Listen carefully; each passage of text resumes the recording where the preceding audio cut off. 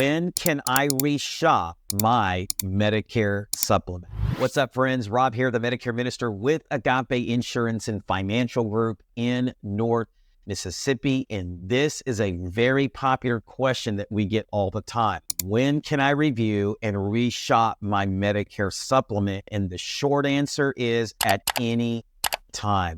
Many people get something confused, and that is when it comes to dealing with Medicare Advantage plans and prescription drug plans.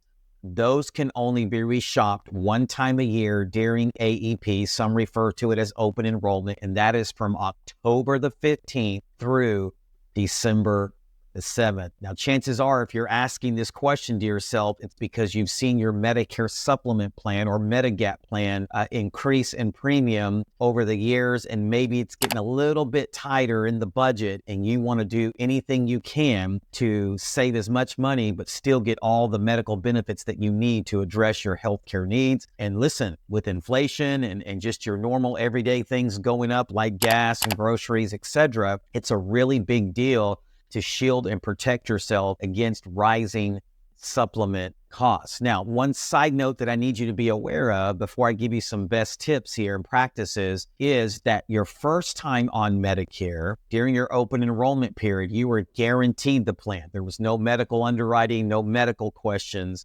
asked, but now your second time and thereafter, they're taking into account your medical history as well as your medicines, and this could ultimately determine which company or carrier will take you, what your premium is, and then ultimately if you're approved or denied. So let me give you just two really quick best practices that I believe will help you on your journey to reviewing and reshopping your Medigap or Medicare Supplement plan. And before I do that, real quickly, is if at any time during the video you need someone to talk to help you with this, our number is on the screen or it's in the video description below, and myself or one of our seasoned advisors would be more than happy to review and reshop that for you at no obligation and no cost to you. All right, so tip number one, best practice, work with a seasoned broker advisor. What do I mean by that? Is some people work with what's known as a captive agent, and the reason you don't want to do that, it's not because they're bad, but it's only because they generally only work with one company, and that's not good for you, the Medicare beneficiary. You want to work with someone who works with tons of companies, because at Agape, we like to say this, that our loyalty is not to a specific company, but to you, the Medicare beneficiary, and this ensures that you get with the best situation, premium-wise, plan letter-wise, and company-wise for your specific needs. Now, I always tell people this as well. Don't get married to a specific carrier. And that leads me to tip number two is be open to changing plans, which may require you to change carriers, right? So don't get married to a specific carrier because a Plan G or a Plan F or a Plan N or whatever Medicare Supplement plan you may be on today is the same no matter with which carrier you go with. So whether I go with someone like an AARP or Mutual of Omaha, that plan letter has to pay the exact same way, because I get this all the time when I sit down with people, either over the phone, on Zoom, or in person, is, well, I don't want to switch companies because this company has always paid really good or taken care of me. And the reality is they all have to do the same thing. So number one, we want to work with a broker an advisor. We want to be aware that now our medical history and medical conditions will be taken into account. And then number two, we need to be open to changing plans, okay, Medigap plans, because, or carriers for that matter, because it may be better for us to switch to a different plan if we're on a higher Medicare Supplement plan, like a Plan F, which generally has higher premiums. It may be best for our budget now because things have changed since you went on Medicare to go to a Plan G or to a Plan N, and it may just save you a whole bunch more money. And once again, we don't want to get married to a specific company name. We just want to be concerned about that plan letter. So let me give you a quick side note and share a story with you.